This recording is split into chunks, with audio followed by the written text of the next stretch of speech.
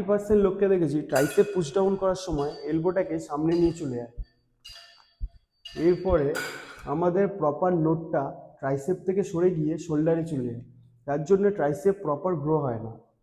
তো আজকে দিয়ে এই ভুলটা বন্ধ করে সঠিক ফর্মটি দেখে নাও।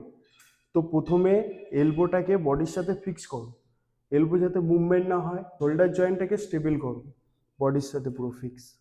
আর হিপটাকে একটু বাইরে করো, চেস্টটা ফরওয়ার্ড করো। এবার রিস্টটাকে স্ট্রেট রাখবে, মুভমেন্ট জানবে। এবার এলবোটাকে ফিক্স। এবার আস্তে আস্তে আস্তে কন্ট্রোল করে ফুল এক্সটেন্ড করো।